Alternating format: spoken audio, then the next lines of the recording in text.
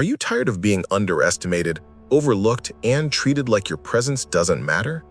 The harsh truth is, playing fair rarely gets you respect.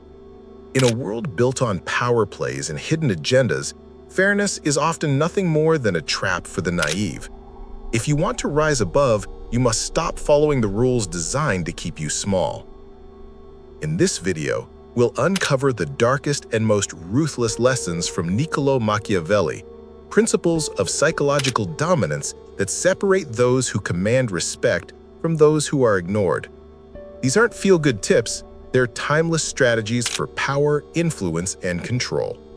If you're ready to stop being a pawn and start becoming a player, let's dive in. From childhood, most of us are conditioned to believe that fairness is a universal value, a guiding principle that ensures balance, justice, and morality in human interaction. We are taught that if we play fair, if we treat others the way we want to be treated, the world will reward us in return. But the reality, as Niccolò Machiavelli pointed out centuries ago, is far more brutal. Fairness is rarely a principle of power. Rather, it is a cage built to contain the weak. In political systems, business structures, and even personal relationships, fairness is often presented as a sacred rule. Do the right thing, we're told, and things will fall into place. But who benefits most from this narrative? Certainly not the ambitious, the strong, or the strategic. The primary beneficiaries are those who already hold power. By convincing the masses to obey rules of fairness, the elite ensure that rebellion is softened, ambition is dulled, and competition is limited. Fairness becomes less of a moral truth and more of a management tool. It is not designed to elevate you, it is designed to restrain you. To those at the top, fairness is simply a leash, long enough to let you feel free, yet short enough to keep you under control. Machiavelli, in The Prince, made it clear that rulers cannot rely on ideals of fairness to secure or expand their power. Leaders who depend on justice and morality alone are doomed to fail because they assume that their rivals will be bound by the same values. This assumption is fatal. In reality, rivals are often ruthless, self-serving, and willing to bend or break the rules to get ahead. The one who insists on playing fair in such an environment becomes predictable, exploitable, and ultimately disposable. Consider the battlefield. Two generals face off, but one of them insists on fighting according to strict codes of honor, while the other uses deception, ambushes, and psychological warfare. Who wins? The answer is obvious. The code of honor might look noble, but it is the ruthless strategist who walks away victorious, and history only remembers the victor. When you embrace fairness as an unshakable principle, you voluntarily place yourself at a disadvantage. You begin to expect reciprocity, imagining that others will treat you with the same level of respect you offer them. This expectation is poison. In practice, people often interpret fairness in ways that serve their own interests. What you view as equal treatment may be seen by someone else as a weakness to exploit. Think of the workplace. You may work tirelessly, believing that your effort will be rewarded with recognition and promotions. You play fair. You don't undermine your colleagues, you don't cut corners, you don't push back aggressively. But while you're busy playing by the rules, someone else is networking with your boss, subtly discrediting you behind closed doors and positioning themselves as indispensable. Who gets ahead? Not the fair player, but the strategist who knows how to bend the game. This is the essence of Machiavelli's insight. Fairness is not a guarantee of justice. It is a mask. Behind it lies manipulation, exploitation, and domination by those who understand the game better than you. The most dangerous aspect of fairness is not its illusion, but the psychological comfort it provides. Fairness gives you hope. It convinces you that if you simply wait your turn, keep your head down, and work hard, justice will arrive.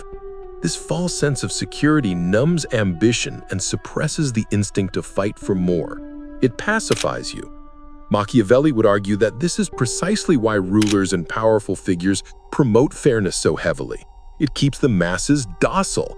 It persuades them that suffering is temporary and that balance will eventually be restored. But in the real world, balance rarely comes. Power doesn't distribute itself evenly, it concentrates, and the individuals who rise are rarely the ones who obey fairness blindly. To escape the trap of fairness, one must first recognize it for what it is, a social construct designed to maintain order, not to promote your personal success. This doesn't mean you must abandon all morality or act with cruelty at every turn.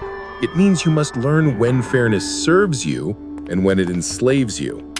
Ask yourself, does fairness in this situation give me strength or does it tie my hands? If you are negotiating, does fairness put you on equal footing or does it force you to give up leverage?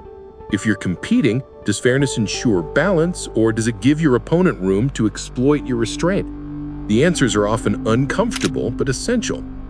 Here lies the paradox. While fairness is a trap when followed blindly, it can be a weapon when used strategically. Appearances matter, and presenting yourself as fair, just, and balanced can win trust and loyalty. Machiavelli emphasized that rulers must appear virtuous even if they act with cunning behind the scenes. By projecting fairness, you disarm suspicion and attract allies. By practicing ruthlessness selectively, you secure results. Think of fairness as camouflage. Outwardly, you appear moral, reasonable, and cooperative. Inwardly, you calculate, strategize, and bend rules where necessary. The people around you see a fair player, while in reality, you are shaping outcomes to your advantage.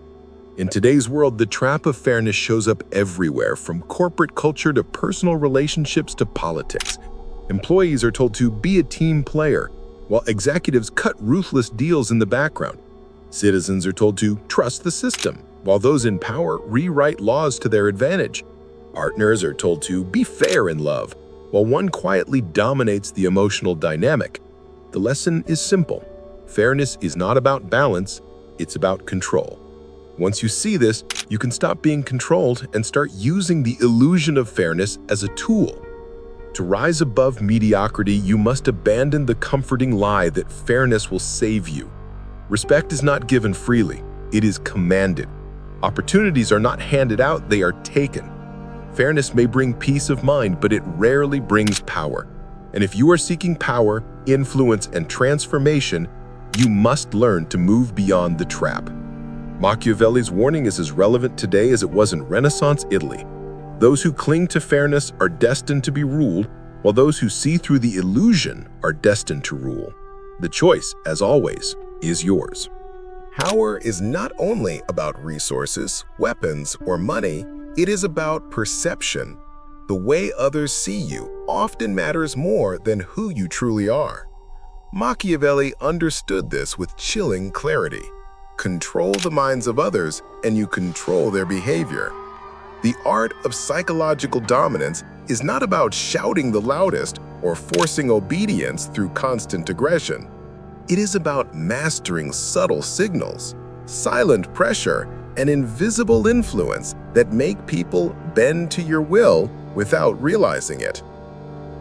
Unlike physical dominance, psychological dominance plays out in the unseen realm of human thought and emotion. It is a battlefield where fear, respect, admiration, and uncertainty all collide. The one who can manipulate these emotions gains real power. To Machiavelli, the key to ruling was not brute strength, but the ability to make people believe in your strength. Perception, after all, becomes reality. If people believe you are dangerous, they will tread lightly. If they believe you are wise, they will follow. If they believe you are unshakable, they will hesitate before challenging you. The true genius of psychological dominance lies in crafting these beliefs deliberately. Words are powerful, but silence is often deadlier. Most people feel compelled to fill silence, to justify themselves, to over-explain, to beg for validation. The one who resists this impulse radiates control. Imagine a negotiation. One side speaks endlessly, trying to prove their point, while the other remains silent, calm, and unreadable. Who holds the power? The silent one. They force others into a state of discomfort, compelling them to reveal more than they should. Machiavelli would argue that silence creates a sense of mystery, and mystery fuels respect and fear. People cannot attack what they do not fully understand. By saying less, you appear more powerful.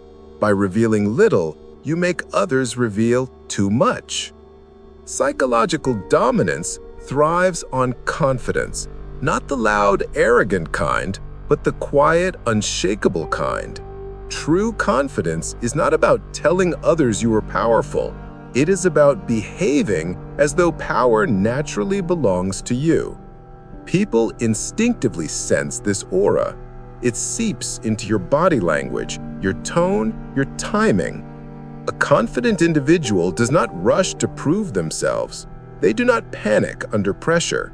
They exude calm even when chaos surrounds them. Machiavelli knew that this kind of aura creates a hierarchy without words. Those who lack confidence automatically submit to those who embody it. Predictability breeds vulnerability. If people can easily anticipate your reactions, they can manipulate you. But unpredictability keeps others on edge. Machiavelli advised rulers to be calculated yet flexible, capable of sudden shifts that disorient rivals and keep followers guessing. When people cannot predict your next move, they respect you, fear you, and avoid crossing you. Think of a leader who sometimes rewards loyalty with generosity, but at other times responds with ruthless punishment. The uncertainty itself becomes power. People tread carefully, hoping to avoid triggering the harsher outcome. This unpredictability anchors psychological dominance by forcing others to adapt to your rhythm, not the other way around. Dominance is not always loud or aggressive.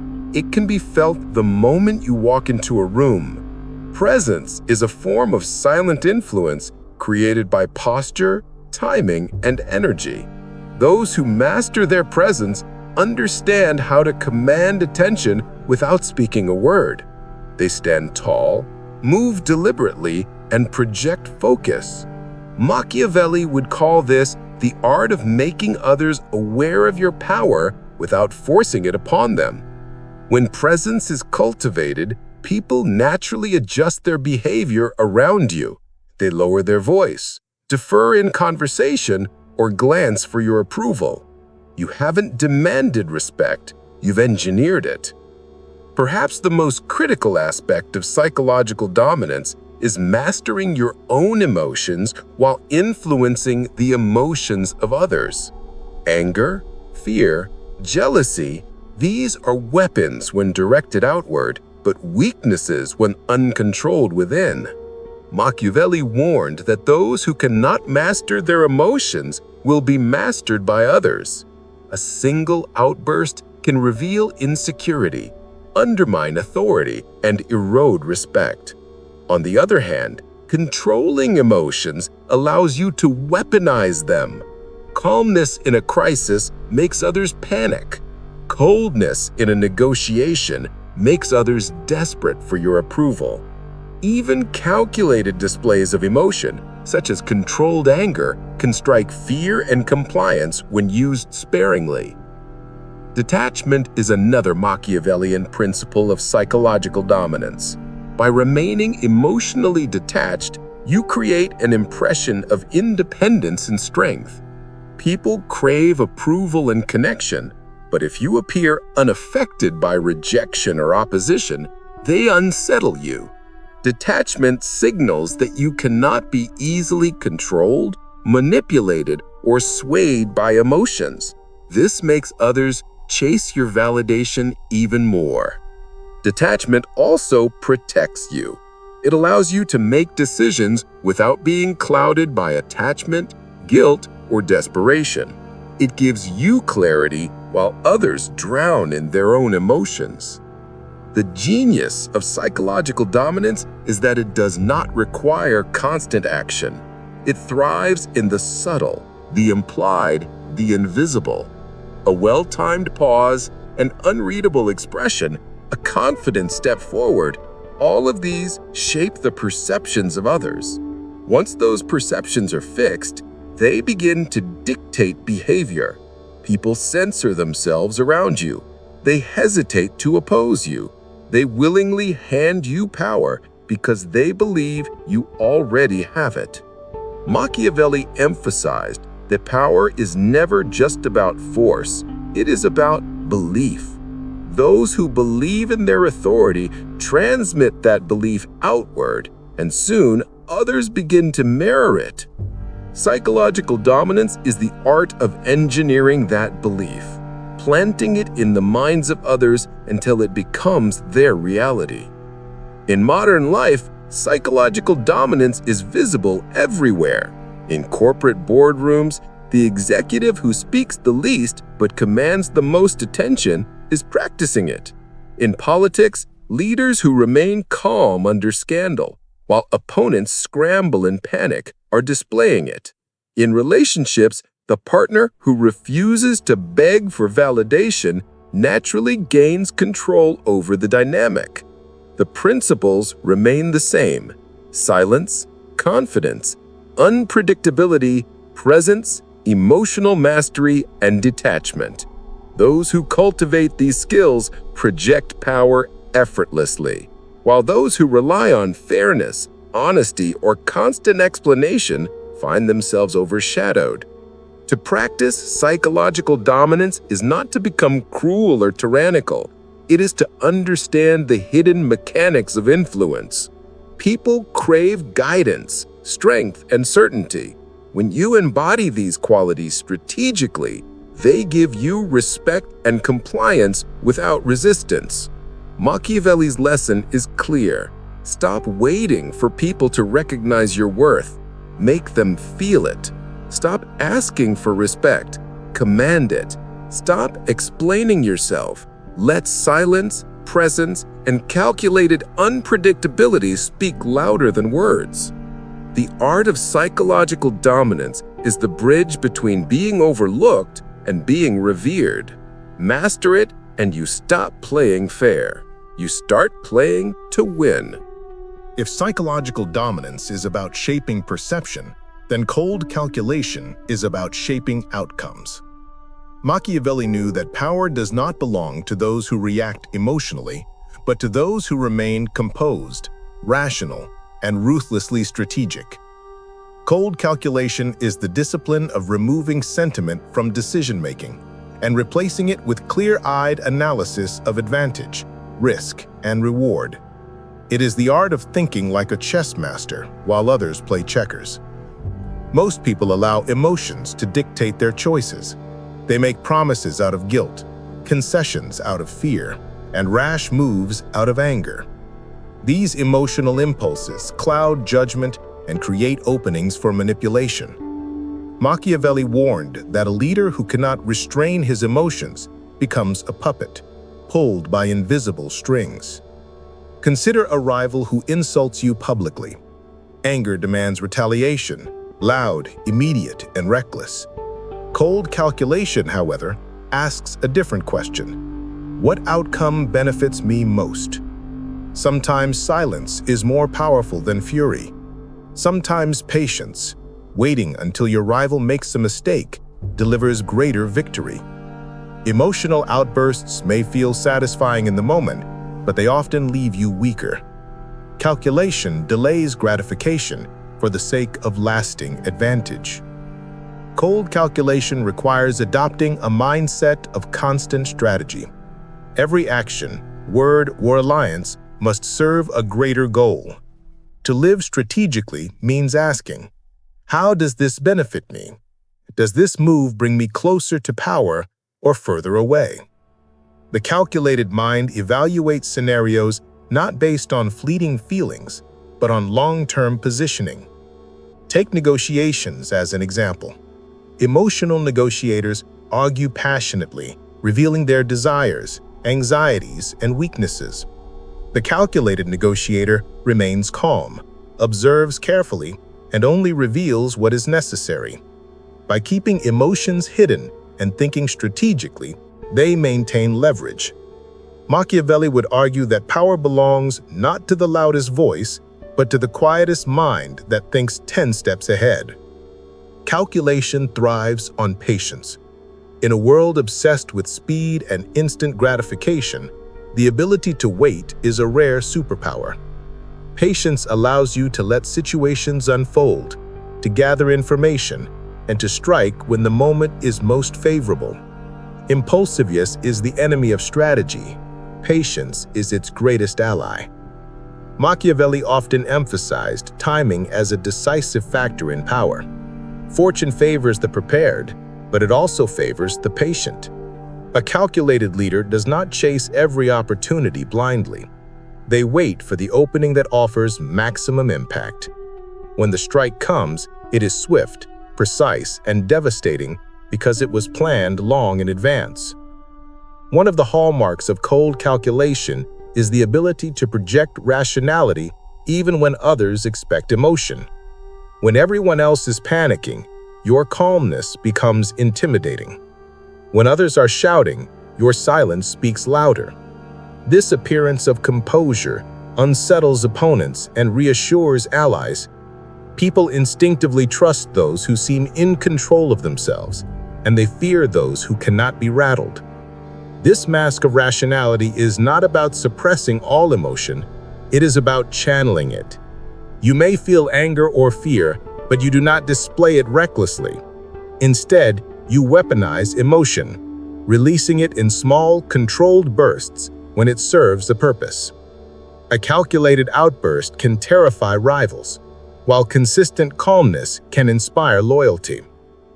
Cold calculation is not about cruelty for its own sake, but about making hard decisions without hesitation. Leaders who let pity or guilt cloud their judgment often compromise their goals.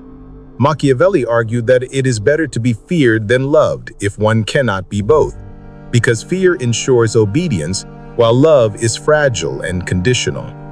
This does not mean acting with unnecessary malice. It means recognizing when ruthlessness is required and not shrinking from it. If a rival threatens your power, cold calculation asks, is mercy beneficial or does it invite future betrayal? Sometimes the most merciful act is to eliminate a threat swiftly, sparing yourself and others greater suffering later. Calculation is the ability to see beyond the immediate discomfort of a hard decision and focus on long-term stability. A calculated mind thrives on information. The more you know about your rivals, allies, and circumstances, the more power you hold. Information allows you to predict behavior, exploit weaknesses, and anticipate threats. Machiavelli would argue that knowledge is the foundation of all strategy. To act without information is to gamble.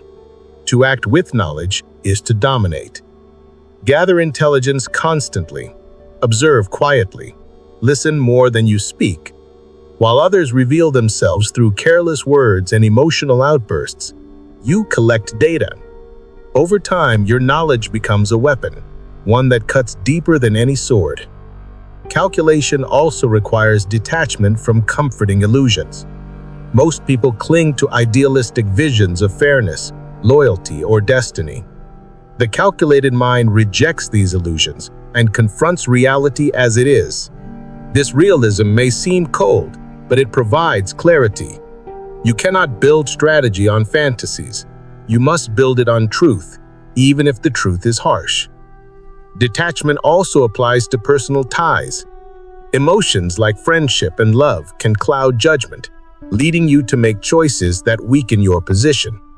Cold calculation demands that you weigh relationships as assets or liabilities. If an ally becomes a threat, sentiment must not blind you to the reality of betrayal. To detach is not to live without connection, but to ensure that connection never enslaves you.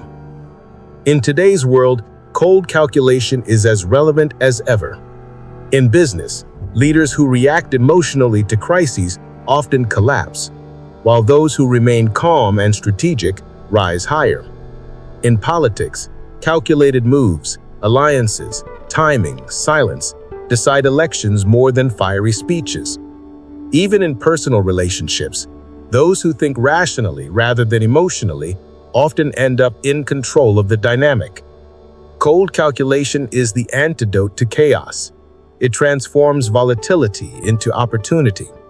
It converts raw emotion into strategic advantage.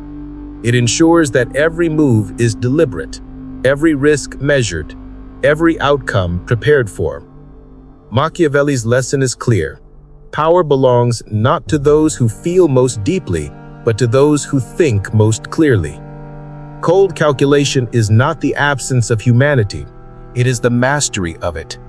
It is the ability to step outside of impulse, to see the board from above, and to move pieces with precision while others act blindly. To embrace cold calculation is to embrace clarity. It is to free yourself from the tyranny of emotion and to wield emotion as a weapon instead of a weakness. It is to replace chance with strategy, impulse with intention, and hope with preparation. The path of cold calculation is not easy, but it is the path of power. Those who master it rise above the noise of emotional chaos. They become unshakable, untouchable, and unstoppable. Cold calculation and psychological dominance provide the tools, but transformation into a force that cannot be ignored requires synthesis. Machiavelli understood that influence is fragile unless it manifests into presence, authority, and inevitability. To be a force to be reckoned with is not merely to have power, but to embody it so thoroughly that others instinctively acknowledge it before you act. The first step is visibility. Hidden strength remains useless until it radiates outward. Machiavelli emphasized appearances as essential. One must not only be powerful, but also appear powerful. Reputation precedes reality. The ruler or leader who cultivates a reputation for decisiveness, cunning, and resilience gains obedience before conflict even begins.